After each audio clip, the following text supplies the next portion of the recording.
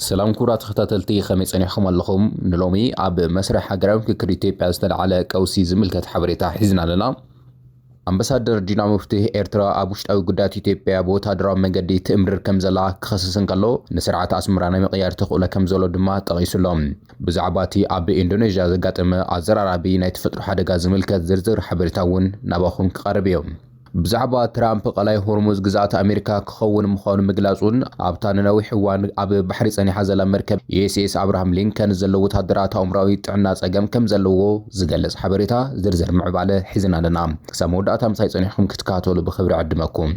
أبيتي بياب زجبر زول مسرح حجرهم ككير سكتما أديس أبا عندي أزر رابط على استخوينا كم زلات جلسهم أزيز خونو المخدمة أديس أبا ناي فيدرال ديا ويس ناي أوروميا زبل حتو كم عندي على استخوينو خط عجبروا لكم زلو كم استجلس يتحبر زلام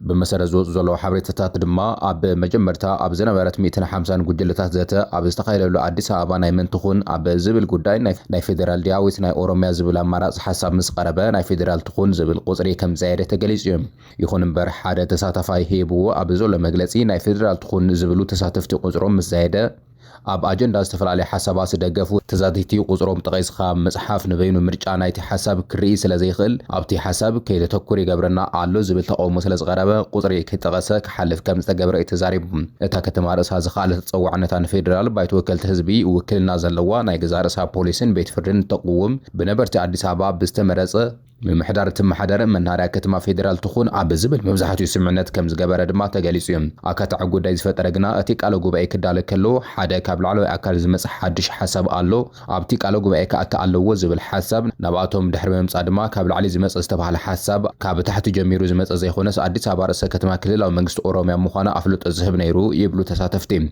زيد ما أب بزحات تساتفتي قريتا كم فترعهم تعذب تزجلسهم ناسات حدثهم ونسأن حزي أجندة راح كم زين برز قصتي تساتفاي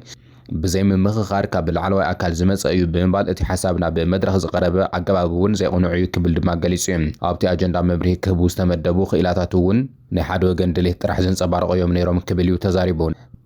ناب نتاب قوام بزعبا ستقسى قداي فولي ربحا مبريه كبكالو دما أديس أبان كلل أوروميان باجتن قداي ممحدارن بحباري دالوا مالتيو كبلو قليسيهم خاله أبتم كريستات فجندما شو زي تغسى عقل عب قداي أديس أبا سفح زي مردا كتعن كم زول قليسهم نسو كم زقلصو قداي أديس أبا بزعبا أب عصو مع عصو زبصحو قدات بزتي قجلة رأيو وسانك وهابوم زغل اتي قداي بقبو انتظري تحيزو مستي حزي أبتها قرزو لقلولا تدميرو نسلام الحدنة هزفتاتن بزيادة زناوز قدات كسعو كم زغل نيو زقلصام نغدا مهاب قال منستر قدات وصاي ኢትዮጵያ ዝነበረ ኣብዚ ሕዚ እዋን ድማ ኣባል ባይቶ ኢትዮጵያ ዝኾነ ኣምባሳደር ዲና ሙፍቲ ወታደራዊ ዕጥቅን ሰራዊትን ካብ ኤርትራ ናብ ኢትዮጵያ ቀድሚ ሕዚ ተራእዩ ብዘይፈልጥ ዓቐኒኣቱ ከም ዘሎ ኸሲሱ ዲና ሙፍቲ ምስ ሓንቲ ሆርን ሪቪው ዝተባሃለት ምስ መንግስቲ ኢትዮጵያ ቁርምነት ዘለዋ ብወገን ኤርትራ ድማ በተደጋጋሚ ክትውቀስ ፀንሐት መርበብ ሓበሬታ ገይርዎ ኣብ ዘሎ ቃለ መሕተት ዶብ ኢትዮጵያን ኤርትራን ካብ ጽኑዕ ኣህጉራዊ ዶብ ናብ ዝሃስ ዝኸይድ ዘሎ ዘይርጉእ መስመር ተቐይሩ ኣሎ ድሕሪ ምባል ካብ ኤርትራ ወታደራዊ ዕጥቅን ሰራዊት ናብ ኢትዮጵያ ቀድሚ ሕዚ ብዘይተራእይ ዓቐኒኣቱ ከም ዘሎ ገሊጹ ኤርትራ ኣብ ጸጥታውን ፖለቲካውን ኩነታት ሰሜን ኢትዮጵያ እናተሻመመት እናተኣሳሰረት ትኸይድ ኣላ ክብል እንከሎ ኣብቲ ንፌደራላዊ መንግስቲ ኢትዮጵያ ጸላእቲ ዝኾኑ ሓይልታት ዘቐውሙ ጽምዶ ምትሕባር ድማ ላዕለወይቲ መሻርክቲ ኮይና ኣላ ብምባል ንጽምዶ ጸላእቲ ዝኾኑ ሓይልታት ዘቐውሙ ምትሕባር ክብል ይገልጽዎ ዘሎ ንሱ ወስቲሁ ኤርትራ ከም ቀንዲ ቀላሲት ናይቲ ጽምዶ ክገልጻ እንከሎ ነቶም ኣኽረርቲ ኢሉ ዝጠቐሶም ሕወሓትን ፋኖን ድማ ኣብ ጸረ ኢትዮጵያ ዝኾኑ ውዲት ንኡሳን መሻርክቲ እዮም ክብል እዩ ገሊጽዎም ዘሎም كم زفلت إيرترا بزاهون ريفيو تبهال معها زينا بتدقاقا من إيرترا زنكف قمو دماننا إيتيوبيا قداي بحري زارا قد زمسو مجلزتات قبرمتسي كتبعات صانحام أكال بروباغاندا نايتي سلفي بوتمكين بارتي إلى التقصو سلفي بلسقنا آيا بمبالون كتقل ساعات صانحام حزد ما دينا مفتيه مزامر ببقير وزولوك على معتاد إذا حز زلو معبالتات نستوستنه جزي خير صانحة كوان تخونه حزقنا بقلسي أبكر عن وصيو الله بمبال نصمدو كزارة بكرلو منقس إيرترا دمان للعلاو نتقزاتها وحدنا إيتيوبيا بجهدن زي ما تمنقدي بمتحاسو إيتيوبيا زلوات فترة ونهيرة سمك الخل مسل أب قبري كتو علاقة دوا كم زلو إزقلس دينا مفتيه قصيلو كم زقلسو إيتيوبيا نتقبارات إيرترا أتوبو قرمالسي أب تحت أهقرا حقا ونتقبوليو كبري قلسوهم أب زحزوان زلو خونتات بجهود استسنده تقبارات إيرترا نهقرا حقا لعلاو نتقزاتات حدنا تحس جهود نجاري كبري قلسوهم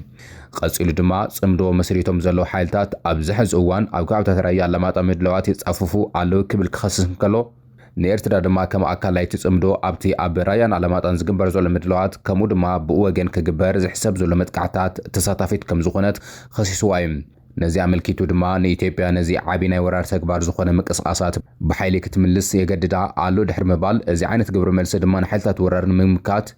ንጸጥታ ኢትዮጵያ ናይ ምፍራሕ ዓቕሚ ምድምሳስን ኣድላይ እንተኾይኑ ድማ ኣብ ኤርትራ ናይ ስርዓት ለውጢ ብምምጻእ ናይ ኢትዮጵያ ነዊሕ ግዜ ናይ ጸጥታ ረብሓታት ብምዕቃብ ኣብ መንጎ ክልቲአን ሃገራት ኣብ መላእ ዞባ ዘለቐ ሰላምን ምርግጋእን ዝዓለመ ክኸውን እዩ ክብል ድዩ ዲና ሙፍቲ ገሊጹ ዘሎ። ክሳብ ኣብ ኤርትራ ስርዓት ለውጢ ናይ ምምጻእ ግብሪ መልሲ ናይ ኢትዮጵያ ክህሉ ከም ዝኽእል እዩ ኣብዚ ምዛ ማእኸል ገይርዎ ዘሎ ቃለ መሕተት ተዛሪቡ ዘሎ። ከም ዝፍለጥ ኣብ ዝሓለፈ ቀረባ መዓልትታት መንግስቲ ፌደራል ኢትዮጵያ ብድሮናት ኣብ ደቡብ ትግራይ ከባቢ ኣላማጣን ኣብ ልዕሊ ናይ ትግራይ ሓይልታት መደበራት መጥቃዕቲ ፈጸመ ኮይኑ በቲ መጥቃዕቲ ድማ ገለ ኣባላት ሓይልታት ሰራዊት ትግራይ ህይወቶም ከም ዝሰኣኑ ይፍለጥ እዩ። መንግስቲ ፌደራል ድማ ከምዚ ዲና ሙፍቲ ዝበሎ ብወገን ራያ መጥቃዕቲ ከይመጽእ ስጋኣት ሓዲርዎ ነቲ መጥቃዕቲ ፈጺሙ ክኸውን ከም ዝኽእል ይግመት ኣሎ። እዚ ከምዚ ኢሉ እንከሎ ድማ ማዕኸል ዜና ፈረንሳይ ኣብ ሰሜን ኢትዮጵያ ብዛዕባ ተኽእሎታት ሓድሽ ውግእ ኣመልኪታ ዘርጊሓቶ ኣብ ዘላ ጸብጻብ ብዛዕባ ዘሎ ምዕባለታት ምክትል ኣቦ ወንበር ሕወሓት ኣማኑኤል ኣሰፋ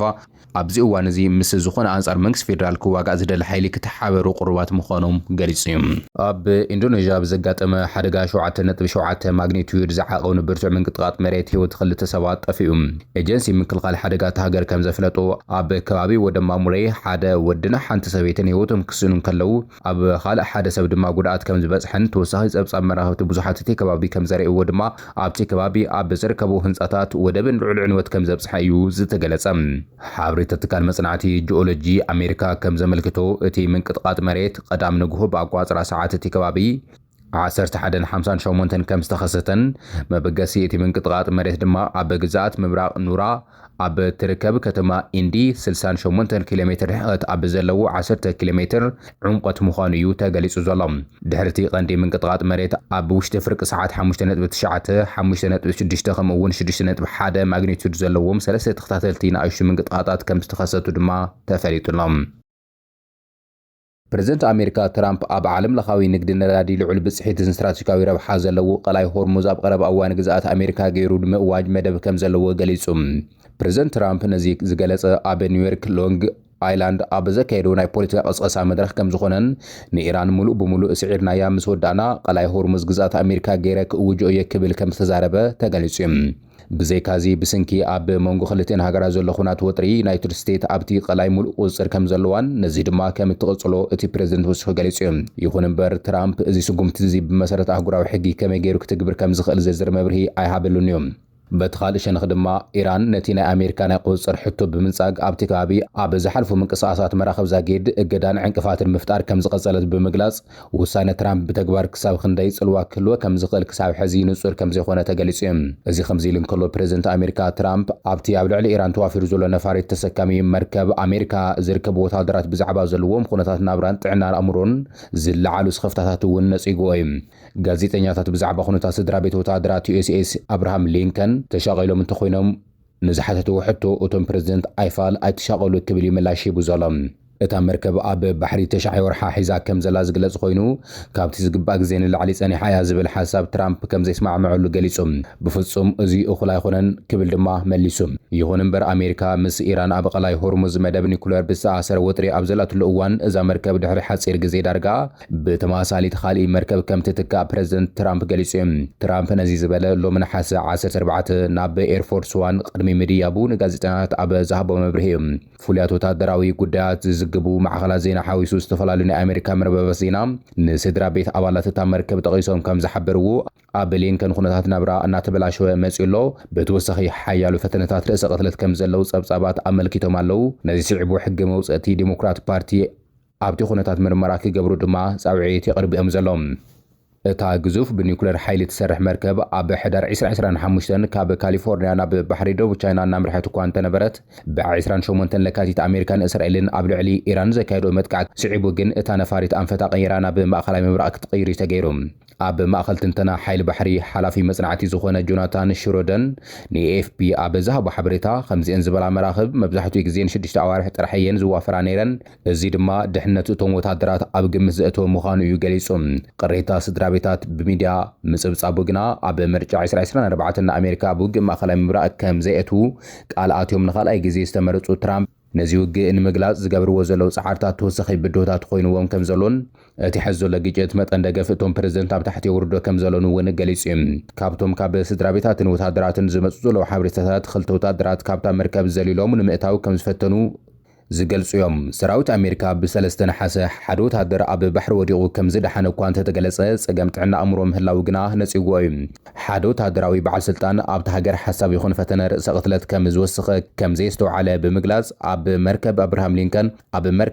ሊንከን 5 ኣገልገልቲ ሃይማኖት፣ ሓደ ናይ ስነ ልቦና ክኢላ፣ ሓደ ማሕበራዊ ሰራሕተኛ፣ ሓደ ናይ ምክልኻል ሓባሪ ከምኡውን ሞራል እቶም ወታደራት ንምሕላው ካፕቴን ፎቶም ዝተባሃለት ከልቢ ከም ዘላ ኣብራሪሆም እዮም። እቶም በዓል ስልጣን ወሲኾም ከም ዝሓበርዎ ምስ ናብራ ባሕሪ ምልማድ ከቢድ ክኸውን ስለ ዝኽእል ንወታደራት ዝድግፉ ቀረባት ይቕርቡ ከም ዘለዉ እውን ወሲኾም ገሊጾም።